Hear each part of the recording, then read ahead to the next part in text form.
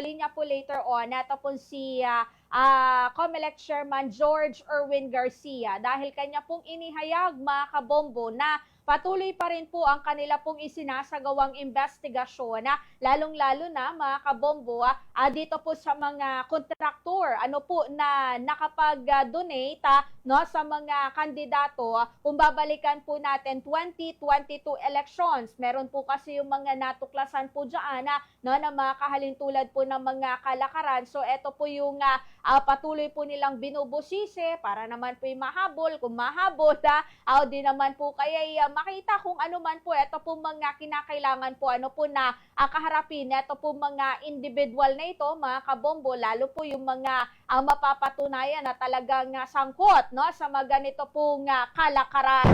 Narito pakinggan at panoorin po ninyo mga kabombo, ito pong bahagi po ng pahayag ni COMELEC Chairman George Erwin Garcia.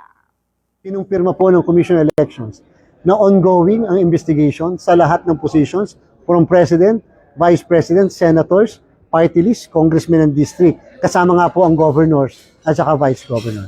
Yes, may mga iniimbestigahan kami mga kandidato sa President at saka sa Vice President. Hinihingi ng Political Finance and Affairs Department namin na kumpirmasyon sa DPWH ay 55 na contractors. 52 nung una at saka may 3 na dagdag. At yung 3 na dagdag ay doon sa posisyon na mas mataas sa senador. May update po kay Lawrence Gobyao? Nag-ihapir na po, kahapon po natuloy yung hearing niya.